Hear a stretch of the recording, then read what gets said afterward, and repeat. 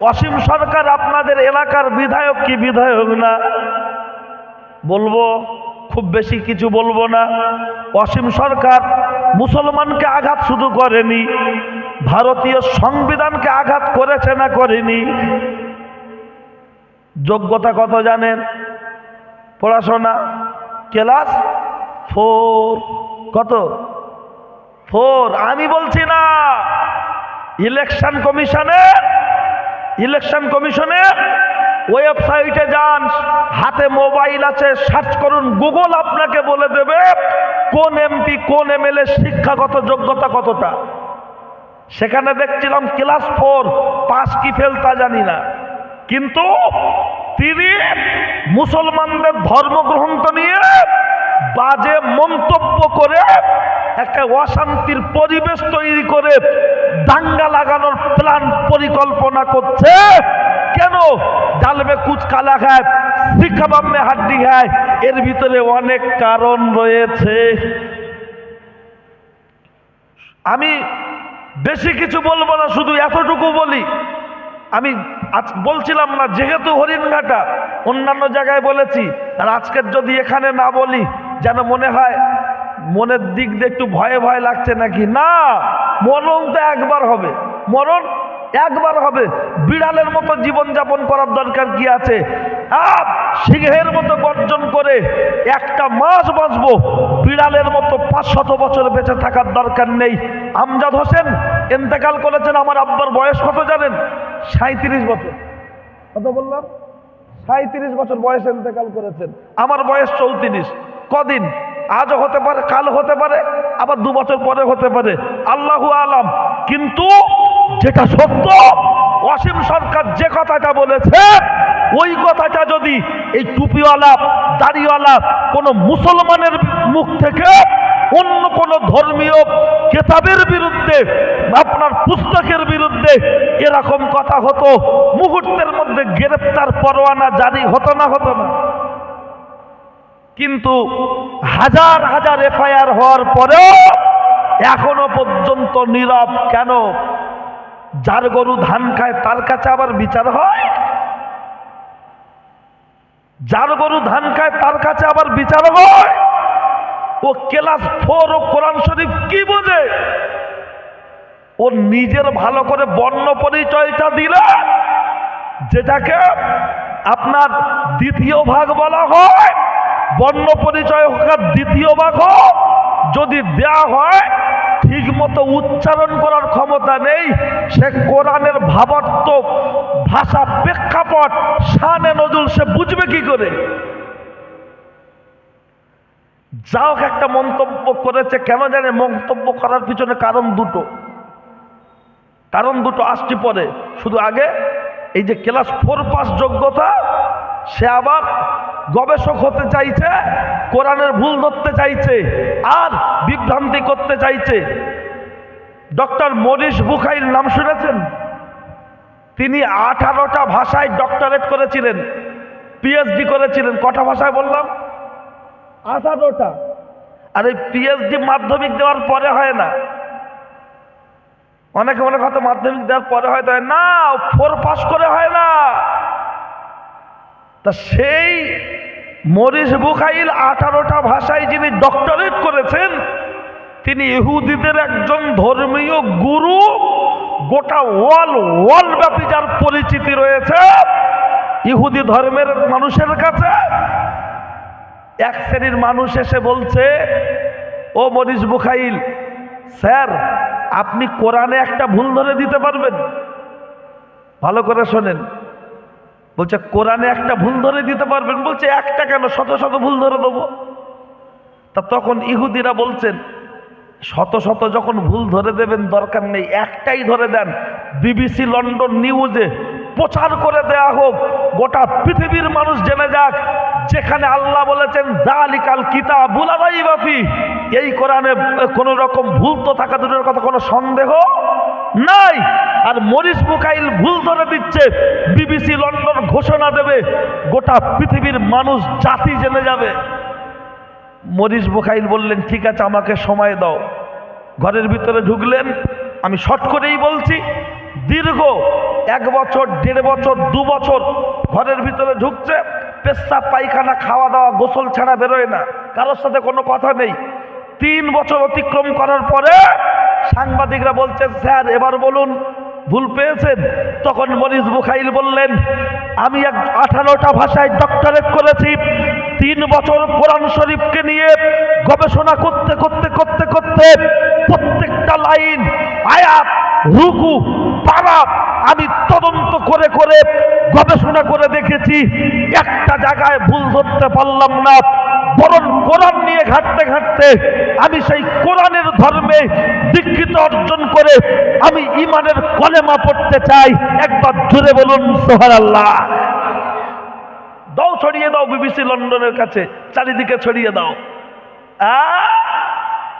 আর আজকের মানুষের মধ্যে ঘৃণা, এই যে মোস্তাফিজুর রহমান বাংলাদেশের একটা খেলোয়াড়কে IPL থেকে বাদ দেওয়া হয়েছে না হয়নি? এতে আমরা কোনো দুঃখিত না। কেন দুঃখিত নয়? আমরা ভারতীয়, আমরা ভারতকে ভালোবাসি, বাংলাদেশকে নয়, পাকিস্তানকে নয়। কি বললাম? বাংলাদেশকে নয়, পাকিস্তানকে নয়। কারণ রাসূলুল্লাহ বলেছেন জন্মভূমির মাটিকে ভালোবাসা ঈমানের অঙ্গ। পাকিস্তানকে ভালোবাসা ঈমানের অঙ্গ নয়, বাংলাদেশকে ভালোবাসা ঈমানের অঙ্গ নয়, জন্মভূমির মাটিকে ভালোবাসা ঈমানের অঙ্গ। তবে এই যে একটা তৈরি হচ্ছে, মুসলমান দেখলেই মার, মুসলমান দেখলেই মার, একটা রিক্সাওয়ালাকে মারছে, একটা রাজমিস্ত্রিকে মারছে, লেবারকে মারছে।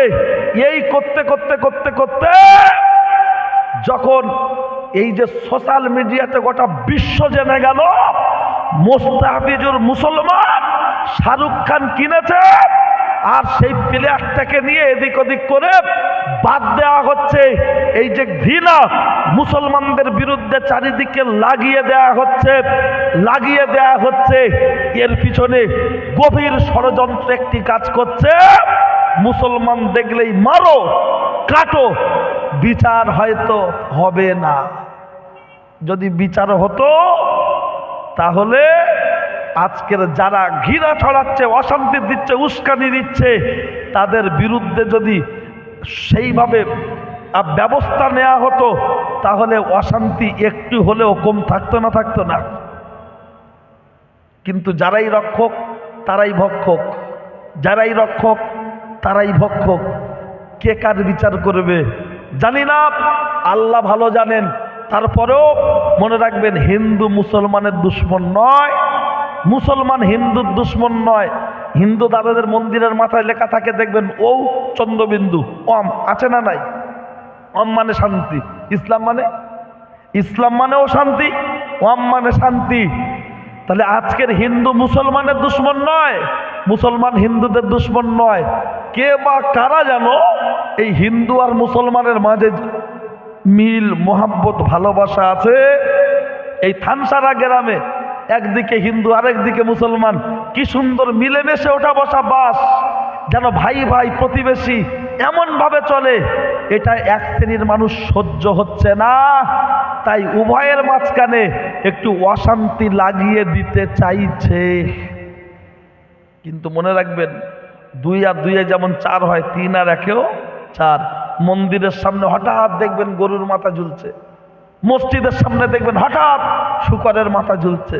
কারণ 2 আর 2 4। মন্দিরে দিলেই মুসলমান দেবে, মসজিদে দিলে হিন্দু ভাইরা দেবে না। না, যারা সন্ত্রাস সৃষ্টি করে তাদের কোনো জাত থাকতে পারে না, তাদের জাত হলো সন্ত্রাস। কথা ঠিক কি না? তারা হিন্দুও নয়, মুসলমানও নয়। কবি বলেছেন, এক বৃন্তে 2টি কুসুম, হিন্দু মুসলমান, মুসলিম তার নয়নমণি, হিন্দু তার প্রাণ। এই কবিতাটা শুধু কবি আপনার বইয়ের পাতায় থাকবে না, বাস্তবিক সমাজের প্রেক্ষাপটে বাস্তবায়ন হয়ে আছে।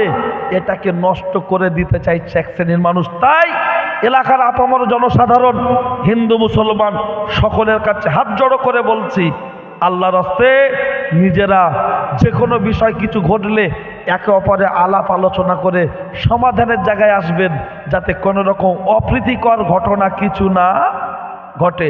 কারণ দাঙ্গা যারা লাগায় তারা কাঁচের ঘরে এসিতে বসে থাকে, মার খায় মরে। আপনার আমার মতো সাধারণ আম পাবলিক, ঘর বাড়ি দোকান ব্যবসা বাণিজ্য প্রতিষ্ঠান নষ্ট হয়, আপনার আমার হিন্দু মুসলমান আপামর জনসাধারণ সকলের কথা ঠিক কিনা? তাই এগুলো খেয়াল রাখবেন। মাইকের আওয়াজ অনেক দূর পর্যন্ত যাচ্ছে, আশেপাশে অনেক অমুসলিম ভাইয়েরা আছেন, অবশ্যই কথার দিকে খেয়াল করবেন, যেন উল্টো ব্যাখ্যা নেবেন না। আর কেউ যদি রেকর্ডিং করেন পুরো করবেন, কাটা করবেন না, তা না হলে আবার উল্টো কচু গাল লেগে যাবে।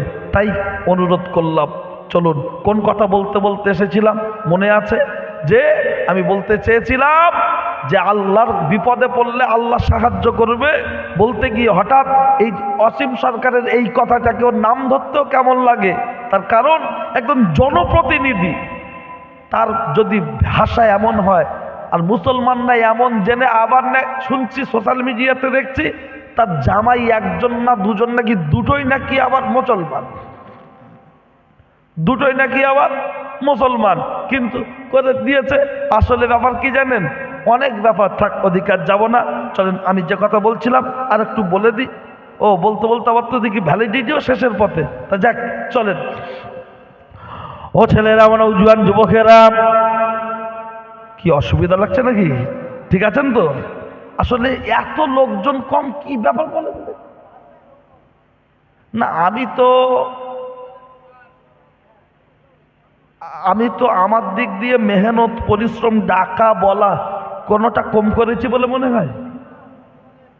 আর আমি এতটুকু জানি, দোকান থাকলে, দোকান মানে দোকানটা যখন অতিরঞ্জিত হয়ে যায় তখন সহজে মানুষ এমুখ হয় না।